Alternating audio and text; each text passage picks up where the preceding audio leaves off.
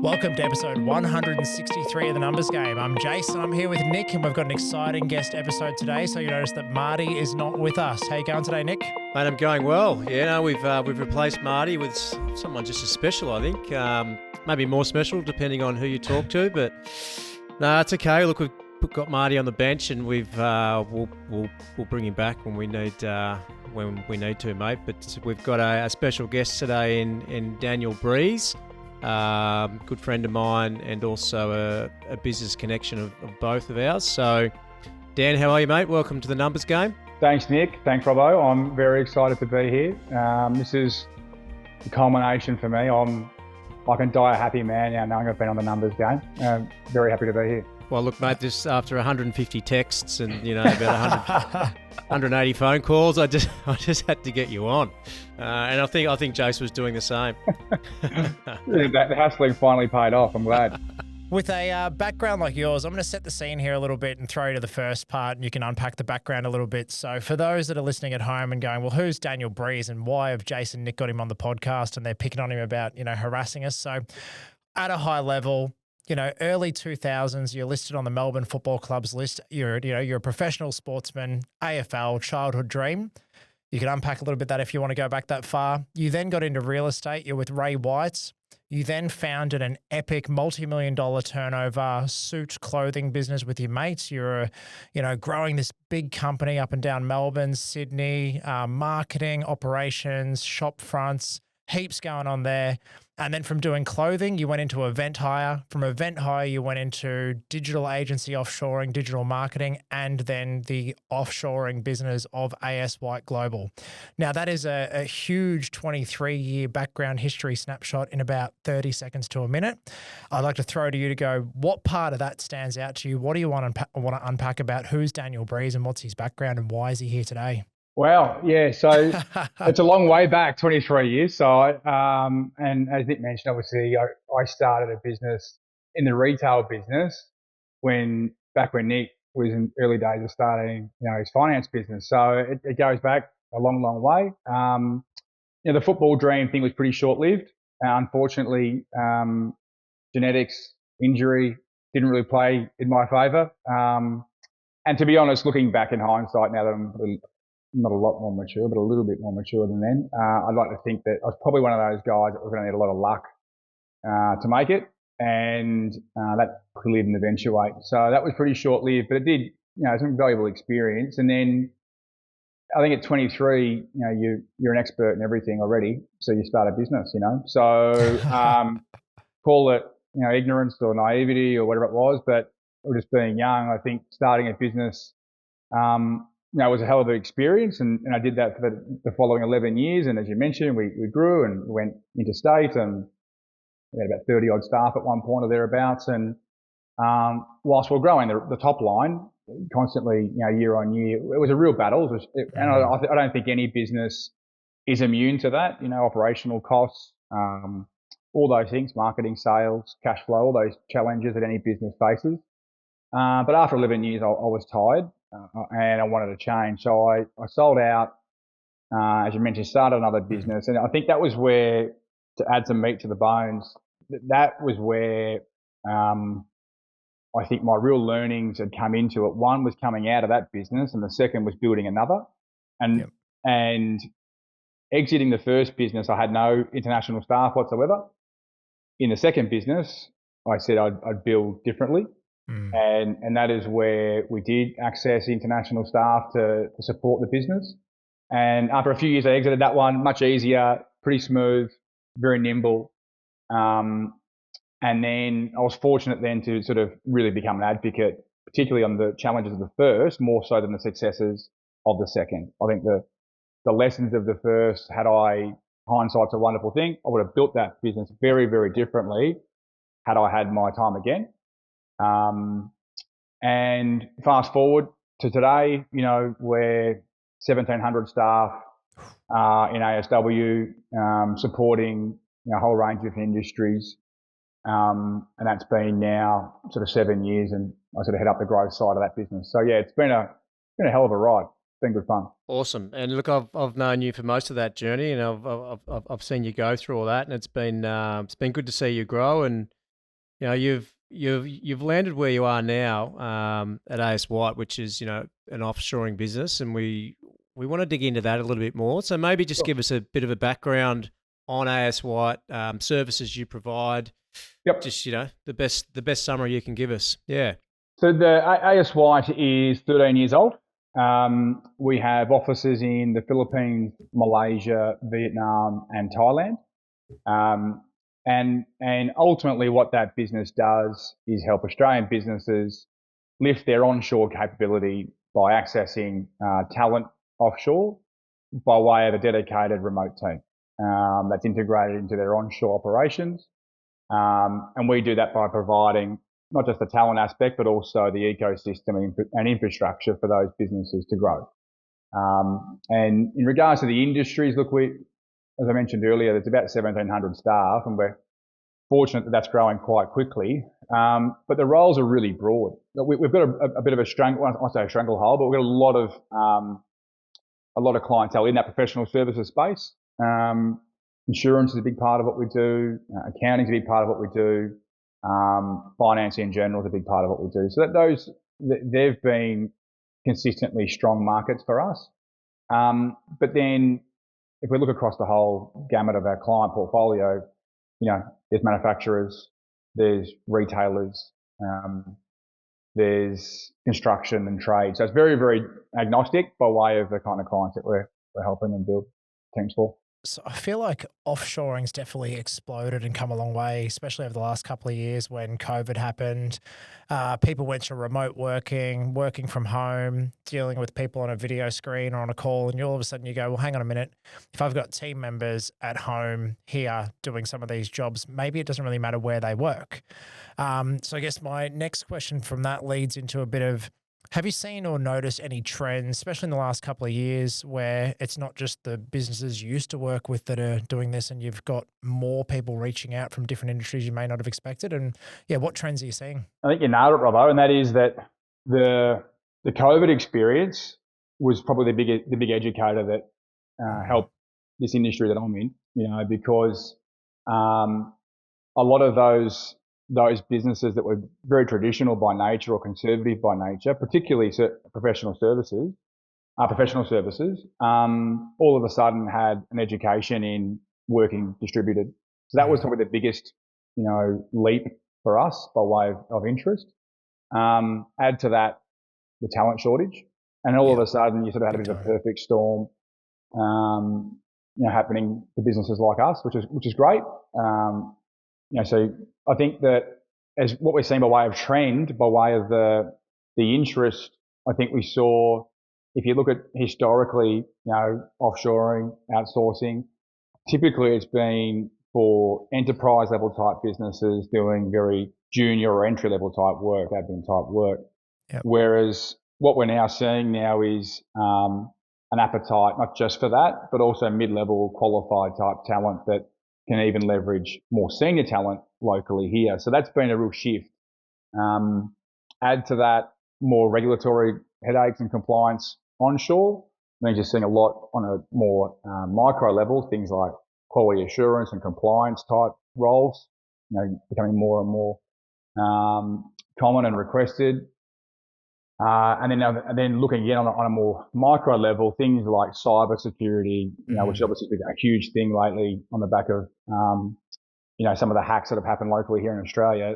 That is also fueling a huge interest in trying to find talent as well. You kept talking about talent there and access to talent. And if I think about our own business and the growth that we've had, particularly the last 5 or 6 years, if we didn't have access to that offshore talent, we just wouldn't be able to grow at the rate that we have. So I think I can definitely see how it's changed from, okay, offshore does the roles that we don't want to do. It's more about, I actually don't have access to enough people here to grow my business at the rate that I want to grow it at. Yeah.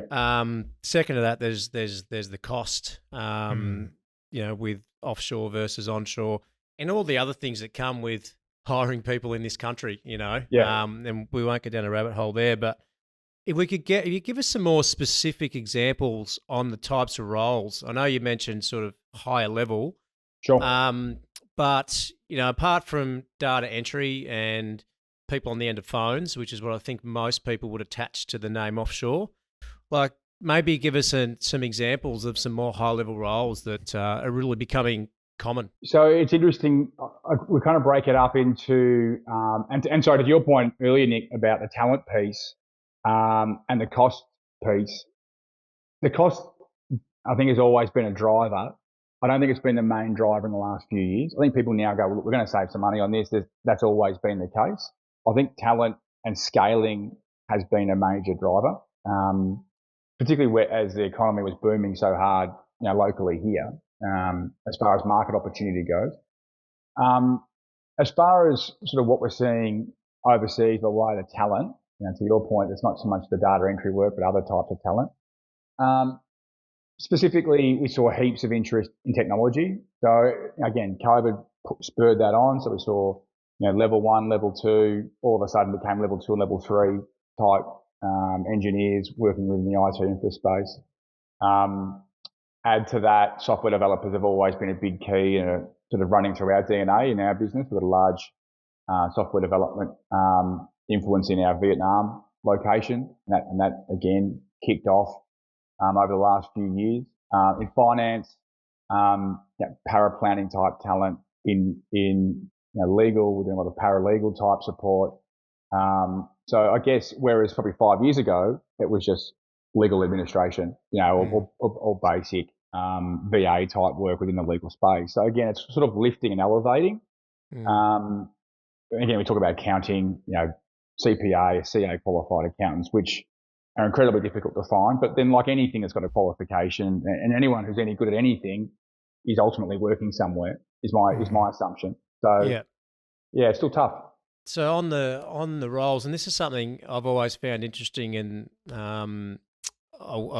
when I first met you, or when you first presented AS White and the different countries that you were in, I found it interesting how certain roles were more suited to certain countries, which is why you had numerous locations. So maybe just a little bit on what kind of person you would find in each country, or better suited to specific roles. Yes, I mean, Vietnam, as I touched on earlier, has been huge for us from a technology software point of view. And I think, if I'm not mistaken at the moment, the last surveys that came out, the global surveys, the standard reports, Vietnam still ranks sort of in the top 10 as a desired location for software development talent. So it's really strong, very high work ethic.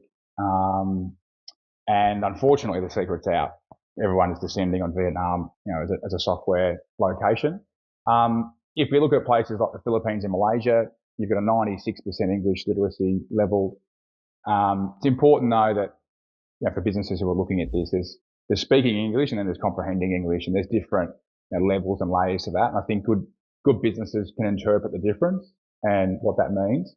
But those locations provide an opportunity to Western businesses who need strong comm skills, not just written but also spoken. So anything that involves that internal stakeholder or type role, those two locations, Malaysia and the Philippines in particular, are both really strong. So we find that teams that are looking in the finance, accounting, insurance spaces in particular have got a lot of teams in those locations. We set up an IT hub in Malaysia, not so much for the software stuff, because that's very much handled by our Vietnamese market, but Malaysia's been really strong for infra type support. So this is your level 1, level 2, level 3, your cybersecurity analysts, these types. Malaysia's been such a strong hub for that. And then if you look at Thailand, again, quite a mature market by way of the talent available there, really strong by way of technology, similar to Vietnam, but then also really strong in creative, digital, marketing, again, strong communication skills. So each location, to your point, Nick, has got, different strengths that businesses can then tap into. And we've got clients that almost treat it like the NBA draft. They simply just go to market and go, find me the best possible person for this job. We would hire anywhere in Australia if we could, so we're going to have the same approach. If we've got great comms, qualified, and meet our criteria, then we're open. So it gives, our clients a pretty big net if they want to cast it a little wider if they wish. Now, if we kind of take that approach, NBA draft, you've got Wemby on the cards. People would throw any amount of money at getting Wemby, but only one team had the number one draft pick. So, you mentioned CAs, CPAs, talking about what I know in the accounting industry, and then, applying this more broadly if it makes sense to. But, with supply and demand, we've got a war on talent. If we want to hire talented people, or if we're trying to hire offshore in general, when you've talked about, you guys have 700 plus employees, there's other, people out there that have thousands of employees as well. Yep. So that this supply demand idea means that are prices going up? I mean, is it still a cheaper option compared to hiring somebody here in Australia if they're available versus hiring someone at any of the locations you've talked about? Is it still cheaper, or wages just going up so much now that it's not as much of a viable option anymore? The short answer to that question is that yes, it's still very viable. The longer answer is cost saving wise locally here versus offshore. And let's just say broadly, given there's a lot of locations that we operate in, I'd say that the difference between local and overseas is somewhere between 50% and up to, I won't say 70% anymore, because I just think the global demand has probably shrunk that a little bit, but probably still somewhere over 60s, scratching 70, depending on what role. At worst case, if I've got a 100K role here, it's probably costing me 50K to fill it somewhere else. Yep. But then I think that's pretty safe. As an accountant, my brain's going payroll tax, superannuation, work cover, other insurances, a desk, a computer, this, that, lunch on a Friday, beers after work Friday. So all of a sudden my accounting brain's kind of ticking beyond just the 50% discount. Yep. Yeah, that's right. And there's the other piece in all of that is the problem. And what I mean by that is just do you want to own the problem? And that I think is where the peace of mind is in a lot of the clients is, look, probably could hire locally, but they like the idea of being able to just leverage specialists in our instance, HR and talent and IT and all that. It's all there ready to go. Their ecosystem's ready to go.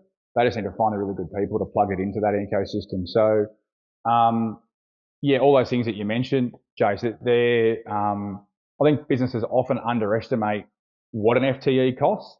Obviously, yourself coming from the accounting world is very different, but those that perhaps are just running their own business, maybe a solo contractor who's running any kind of construction type business, probably don't really understand what their FTE costs are. And the numbers that we look at tend to suggest that it's about 25% on top of your base salary. So if you're looking at you get 10% in the super straight away, there's another 10 to 15% in all those other costs that you mentioned, internal HR, IT, payroll, office, all those things. Yeah, adds up pretty quick.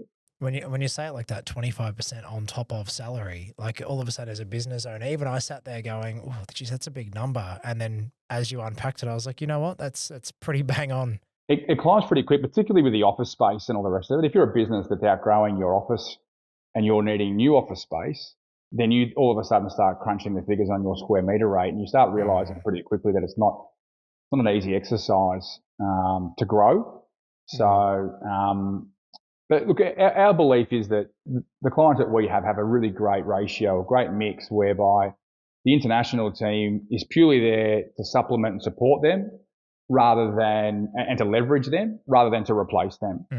So we see this as a model whereby businesses tap into this in order to lift their organizational capability, rather than to replace talent they've got existingly. So it's about keeping them to do more, I guess. With our business, I can attest to that, because we've used the offshore piece as a way to lift what the roles onshore look like. So, our onshore team now have more time available. They're working on more high-level tasks because they've got support over there. So can definitely attest to that. We're talking about the benefits, and I guess the two main ones that we've already discussed are the ability to scale and access to talent. There's obviously the cost piece. But something you mentioned then was the problem and not having to deal with the problem. Yep. So I think for a lot of people, they wouldn't understand what AS White actually does. So obviously you supply the staff. Yep. But as far as managing staff, hiring, firing, that's what I'd say is the problem. And I think that's what you were referring to. So maybe a little bit about that solution versus, here's a staff member for you. But talk us through the day-to-day, providing the infrastructure. What does all that look like? The model that we provide is probably a little bit unique when we look at it more broadly in the world that we're in, and which is BPO or outsourced providers and what have you. And then what does that mean? It really means that it's an integrated approach in the sense that, Nick, in your case, the client is very much the final decision maker in regards to the hiring process, and candidates have to follow your local onshore interview process in order for you to be comfortable in making an offer. Now, in the instance where you would, ASY obviously then go ahead and manage the employment contract with that employee on behalf of that client. And providers will tend to offer, I guess, a different layer or level of service in between that. Some will simply just provide and manage the employment contract, whilst others will do managed services, which is, as I touched on, the offices and HR and what have you. But to your point, Nick, managing the problem piece, I think where good providers start to differentiate themselves from the others and managing the problem is, to begin with, is setting up framework and structure, hopefully to see success.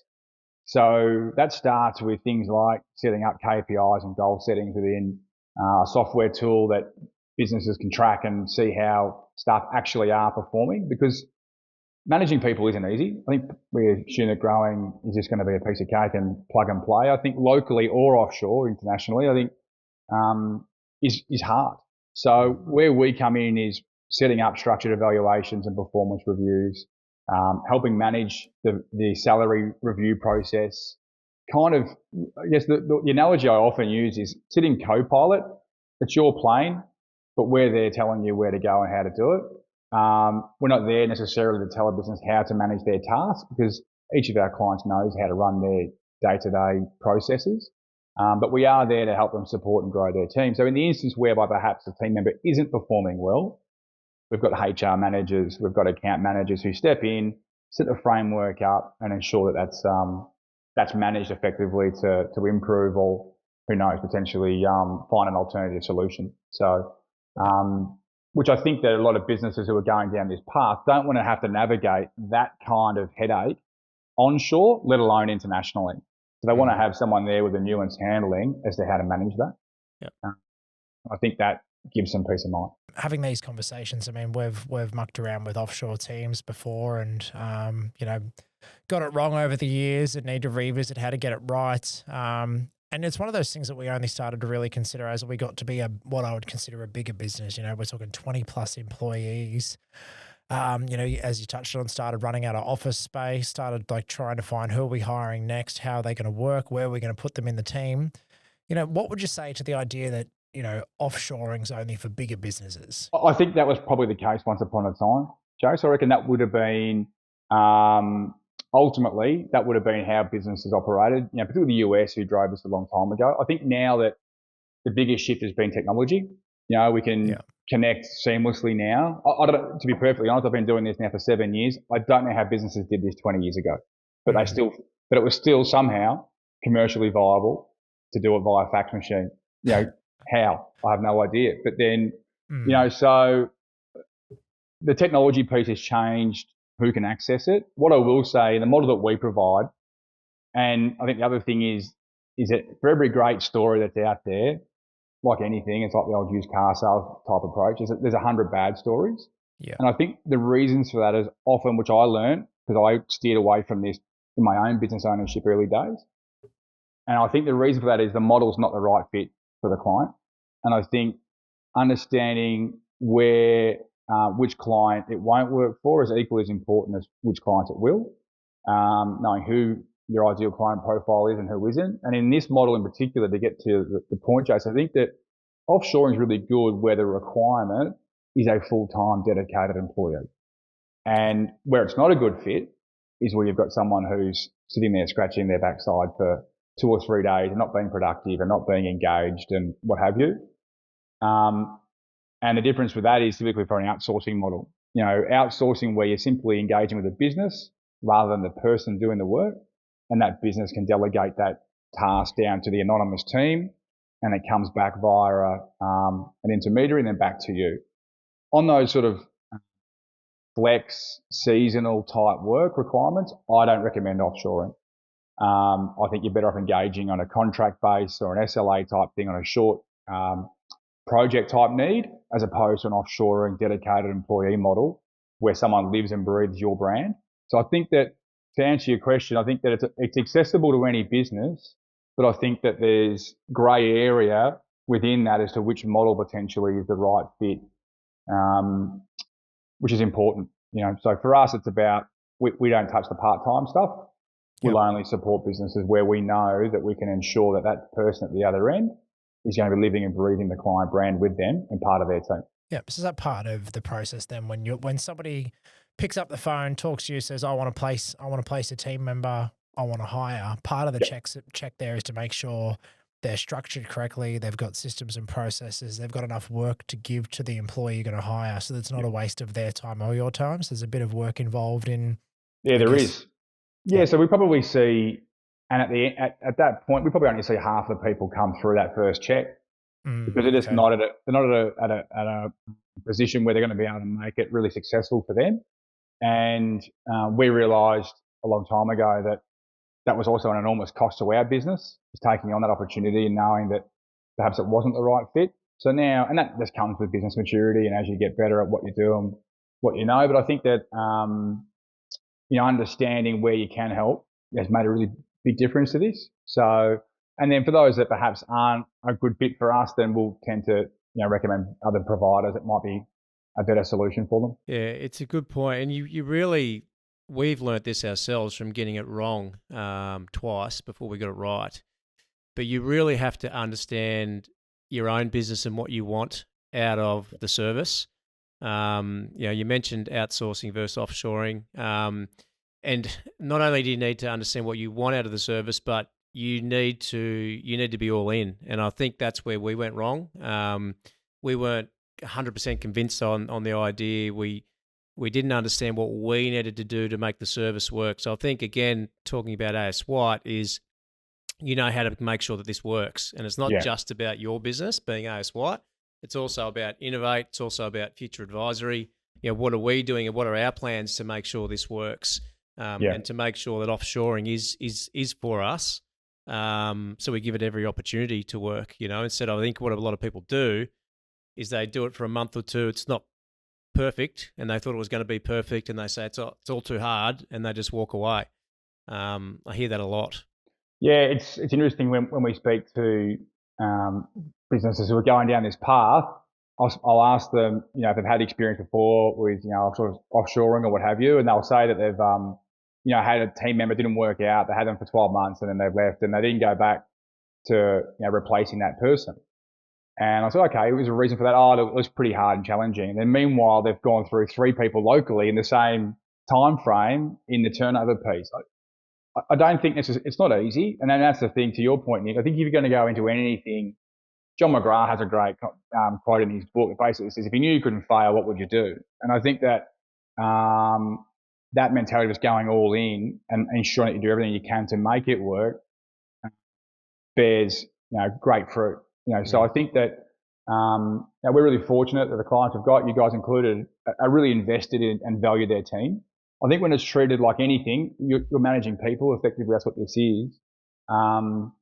If staff aren't silly, they know when they're not necessarily feeling like they're part of something or being treated perhaps in a different way, whether that's locally or offshore, internationally. So then I think that if you're all in and you manage process and to your point, Nick, earlier, knowing what it is that you want to get out of it, it's not always about, I think sometimes we think it's about saving money.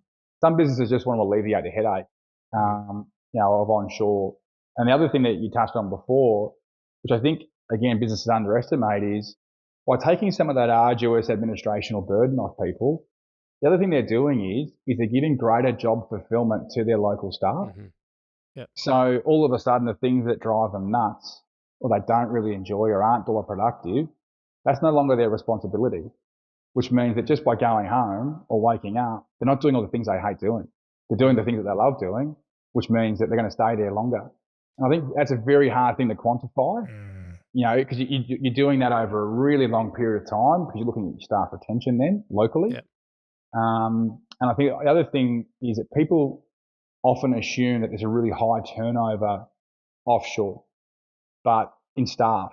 But the reality is if you're hiring really good people, creating a really great culture, giving great benefits, these staff will look at these roles as long-term career opportunities. And that often is also underestimated because unfortunately, we're used to thinking that this is high churn and who's doing the work today will change tomorrow and that's not this particular model. The great man Marty sent through a question that we get to bring. We'll always like to include Marty in some way, shape or form where we can. Good old Marty. So his question was around the idea of the risk in the model. I mean, times are changing. You know, AI is a buzzword that's getting thrown around. And with the business model of offshoring, what do you see as the biggest risk in the business model from a business perspective? And, you know, what are you guys foreseeing in the future? I mean, thankfully we survived the COVID period. I mean, we had a few bits of bark knocked off our elbows and knees, but we came through that pretty unscathed overall, and we grew. I think we were lucky. So that was a real good litmus test for us by way of our business resilience and our business continuity plan. So, you know, we were lucky that, as I mentioned earlier, our client portfolio is really diverse and really broad. So, and again, professional services, you know, if anything went the other way, it went up over that period. So I think from a business risk point of view, we've been fortunate that the clients that we have also been very resilient over the last few years. I'd say a business risk, we've identified one of them, which was growing with the wrong businesses that perhaps weren't ready for this.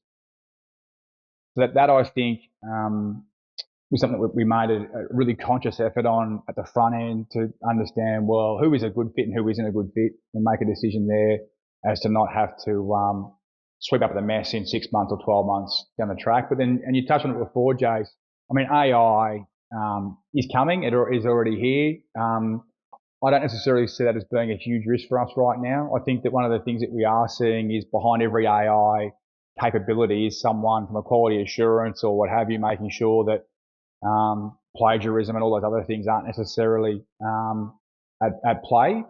And I mean, people often forget that, you know, with OpenAI, you know, the business, the chat GPT and what have you, they forget there's 1,000 people in the Philippines behind that engine doing the work. You know, so I think people in general are always going to be a necessity. I think what we'll see is a shift from what they're currently doing to different type roles. Outside of that, I mean, more broadly, which I think affects everyone, and we aren't unique to that, is just what happens in the geopolitical space and, you know, whether the US gets a bit cranky or whoever and decides to invade somewhere or what have you. But then again, I think we'd all be in the same boat there. Yeah. So global problems. yeah, Probably got bigger problems than than worrying about our offshore teams. Just one final question from me. If people, and you probably come up against this, but if someone's sitting there and saying, look, offshoring's not for us, can't see how that would fit into our business, what's the one thing you'd say to someone? And I'm more thinking about small business people that might have 4 or 5 people in their business, and we're not big enough, and it doesn't really suit us. What would you say to those people? Well, I think that I mean, for one, it'd be understanding what is it perhaps within that they've got the most apprehension about. So that'd be one. Just the sales guy in me wants to know what it is, the trigger within the model that's not perhaps where their apprehension is. Deeper than that, I think that it's really hard to sell a solution to someone who doesn't want to be sold to, for one, you know. So that's the other. So my job, I don't see, is necessarily one of convincing people that it's going to work for them. Once upon a time, and now we're seeing it again, the business that is getting up, going overseas and checking out the infrastructure firsthand, which I love seeing and hearing, you know, that people are getting up, going over and visiting the offices, which I know you've done yourself, Nick, in the past. For an SME or a small business of 5 staff, they're probably not going to do that, to be perfectly honest. So I think that we all think, and I'm no different, we all think that we're a bit special, that our business is a bit special, our process is unique, and what we do is different. And the reality is that more often than not, the differences aren't quantum, and they can be learned or trained pretty easily. So my answer to that, mate, is I usually just connect them up with people who are already doing it. And my view is, if they can do it, why can't I? So I think that if I have those conversations with people who are doing similar type work and similar type industries, and most businesses are pretty proud of their team and pretty happy to share. That's one of the things I've really enjoyed, is everyone's really happy to share how to get success. And failing that, then there's no helping. I can't help them any further than that. That's all we can do, But yeah, it's an eye opener. Couple of things I'll just quickly talk to. Yes, have been over there, and that's one of the things that's blown me away with offshore is just the level of infrastructure over there and the offices, and just a fantastic environment. And I think we've moved on from thinking, it's like a sweatshop, inverted commas, but it's just brilliant. The offices over there, and the culture, and you can just see it when you walk through that people want to be there. And your other comment, and something I think you do really well, is you do connect your own clients. I've definitely been part of that to learn off each other. So I've found that really, really helpful as well. So I think if people are thinking about it, then talk to other people that are doing it. And if I knew some of the things I know now, when I did it originally, I would have done a lot of things different. So I think the more that you can educate yourself and talk to people that have already been down the road is huge. And you've got the ability to do that through your network, through your existing clients, which is great. Yeah, as well said. Yeah, I think that I think typically Australian businesses like to feel and touch things before they believe it's there. And that's just our culture, our way of doing things. It was the same experience for myself going over and seeing it. And I kind of came back saying, you've got to go and check this out. It's a mind blow. So, but look, it's the opportunity there, understanding which model is right for which business, and researching it is something well worthwhile, I think, for any business. So then on that, Breezy, I would like to know for our, numbers game, we've got loyal listeners. They come back every week. What I believe is a part of what keeps Nick, Marty and I doing this is approachable, easy to understand. We're not talking shit. We're just kind of unpacking things as we see it in a way people can understand. Now, you're a pretty easy guy to talk to. I've always enjoyed our combos over the years. So for our listeners who are sitting there going, I haven't explored this, maybe it's something I should look at. What's their way of learning more about you and ASW? Where do they go? What should they look at? And what are the next steps? Probably LinkedIn would be the easiest one to get me. I'm not very good on the other social platforms, but I'd say, not that I'm good on LinkedIn either, by the way, but probably LinkedIn is probably the best channel to get me through via just a message or what have you. And the other is, if people wanted to shoot through an inquiry to the website, that'll eventually find its way to myself. One of those two ways, or just hassle Nick and yourself until one of you guys pop up my phone number. Happy to help. Would also work. But I'd welcome anybody who's got curiosity to reach out. I'm happy to give an impartial chat and see whether we can help them.